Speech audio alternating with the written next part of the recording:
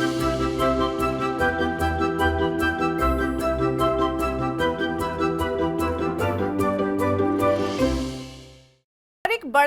बड़े इवेंट का पूरा देश इंतजार कर रहा है, ठीक है। अब आपको क्या लगता है ये जो बड़ा इवेंट यानी कि चुनाव के नतीजे जो आने वाले हैं 4 जून को, अब उनके फैसलों पर हम मार्केट को रिएक्ट करते हुए देखेंगे? आपको लगता है कि म्यूचुअल फंड निवेशकों को अपने रणनीति में कुछ बदलाव करना होगा उसके बाद, या आप कहेंगे आप जैसे हैं स्टेटस को, आप जो आपका है पोर्टफोलियो वो रखिए, कुछ नए लोग शायद निवेश करने के लिए आना चाहेंगे, सो आप उन्हें क्या सजेस्ट करती हैं? देखिए, जो इलेक्शन का माहौल, जो इलेक्शन की वजह से ऐसे लग रहा है मार्केट गिरेगा या बढ़ेगा, इस तरीके के इवेंट्स तो होते ही रहते हैं। कभी कोविड की वजह से हुआ, कभी नेचुरल और कोई कैलामिटी की वजह से हुआ, कभी इलेक्शन की वजह से, कोई जियोपॉलिटिकल रीजंस की वजह से हुआ, वॉर की वजह से हुआ। ऐसे सब सिचुएशंस में आपको पेशेंटली इन्वेस्ट करते रहना है। यही एक सबसे बड़ी की है वेल्थ क्रिएशन की।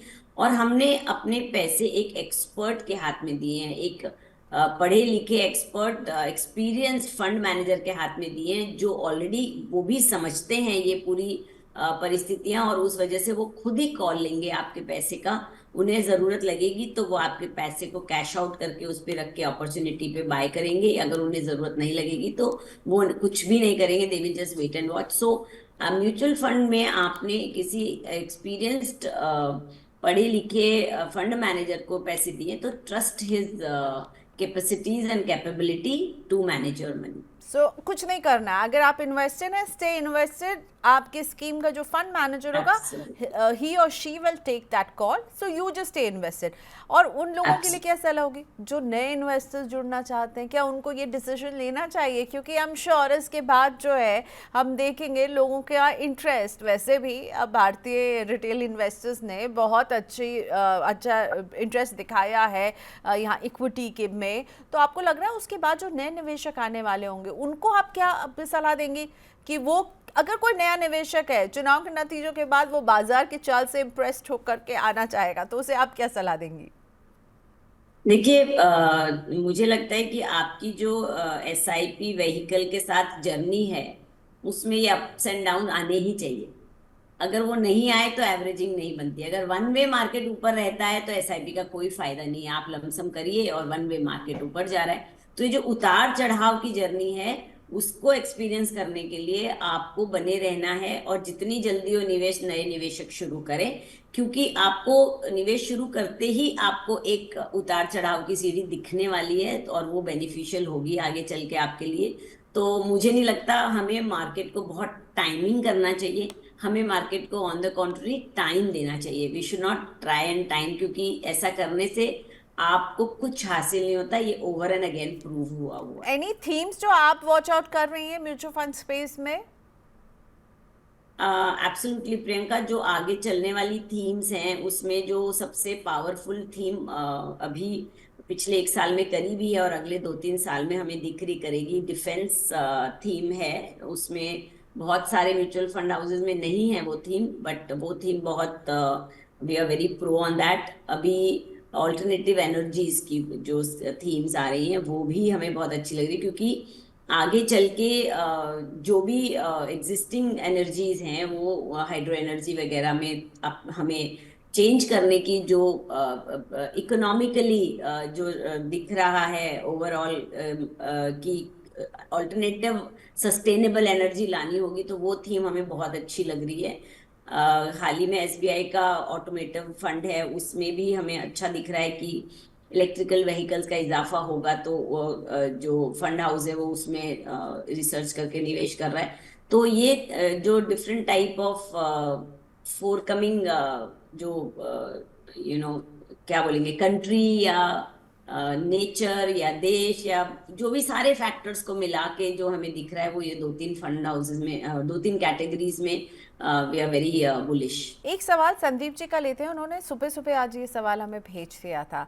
तो संदीप जी का सवाल ये था कि उनके पास है 5 SIP और 3 वो लमसम इन्वेस्टमेंट कर रहे हैं, और इनका पोर्टफोलियो एक बार लेकर आते हैं। तो संदीप जी के पोर्टफोलियो में हम देख रहे हैं कि आईसीआईसीआई प्रूडेंशियल का फ्लेक्सी कैप है 3000 रुपए का, एसबीआई ब्लू चिप फंड है जिसमें 3000 का ये निवेश कर रहे हैं, मोतीलाल ओसवाल के मिड कैप में ये 3000 का निवेश कर रहे हैं, निपॉन इंडिया के स्मॉल कैप में 3000 का निवेश है और एसबीआई के ऑटोमोटिव अपॉर्चुनिटीज फंड में भी 3000 का निवेश है। ये जो ये सिप कर रहे हैं मैम। और अब लमसम का बताते हैं तो क्वांट स्मॉल कैप में इन्होंने 50,000 का निवेश किया है, आदित्य बिरला सन लाइफ फाइनेंशियल के पीएसयू में इन्होंने 50,000 का निवेश किया है, मोतीलाल ओसवाल के मिड कैप में 25,000 का निवेश है। आने वाले 10 साल के लिए ये सारे निवेश किए हैं। आप बताइए आपको फंड के सिलेक्शन इनके कैसे लग रहे हैं, इनमें कुछ इन्हें चेंज करना चाहिए या नहीं, आपको कैसा लग रहा है?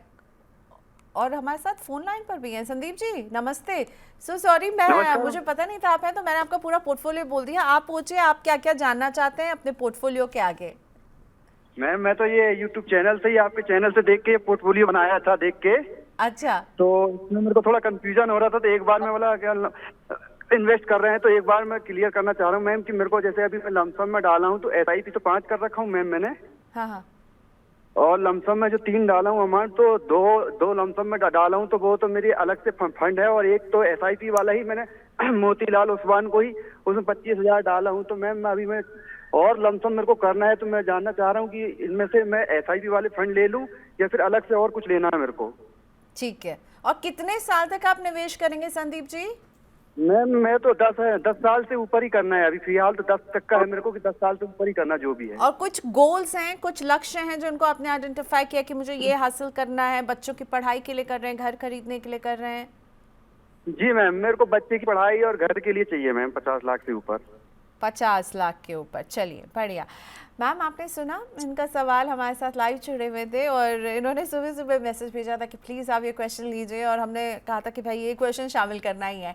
तो बताइए आपको क्या लग रहा है, ये कुछ और लमसम इन्वेस्टमेंट भी करना चाह रहे हैं, तो क्या वो सिप चल रही है, कुछ लमसम इन्वेस्टमेंट और करना है, 10 साल के लिए करना है, 50 लाख अचीव करना चाहते हैं? सबसे पहले जो मौजूदा निवेश है इनके 15,000 रुपए की एसआईपी और 1.25 लाख रुपए का लमसम, इससे अगले 15 साल में ये अचीव कर सकते हैं 40 to 45 lakhs। तो हालांकि ये बढ़ाने की बात कर रहे हैं तो ये 50 लाख तक पहुंच ही जाएंगे, I am very sure about it. और साथ ही जो पोर्टफोलियो की बात करें तो इन्होंने बहुत ही बेहतरीन डाइवर्सिफिकेशन किया है, फंड हाउसेस सब बहुत अच्छे लिए हैं। मैं बधाई देती हूँ आपको ये पोर्टफोलियो बनाने के लिए। अगेन ये कह रहे हैं प्रियंका इन्होंने आपका शो देख के ये पोर्टफोलियो बनाया है, तो मैं आपको बधाई दूंगी कि आपकी शो के माध्यम से लोग इतना अच्छा डाइवर्सिफिकेशन खुद से कर पा रहे हैं। It is very commendable. तो आप इसमें कंटिन्यू रखें, ये अच्छे फंड्स हैं, और आगे चल के आपको लमसम भी करना है तो आप बिल्कुल यही फंड्स में टॉपअप कर सकते हैं।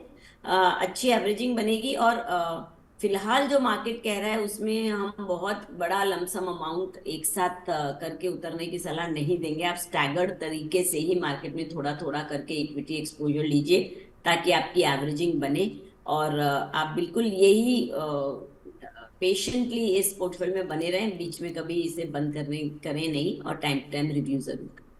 ओके, सो अच्छा पोर्टफोलियो बनाया है संदीप जी, बहुत अच्छा लगा कि आपने खुद से समझ के ये पोर्टफोलियो चुना है। पूनम मैम भी कह रही हैं अच्छा है, स्टैगर्ड वे में यहीं पर निवेश बढ़ाते रहिए, और फंड्स और स्कीम जोड़ने की गुंजाइश नहीं है और आपका डाइवर्सिफिकेशन भी अच्छा दिख रहा है।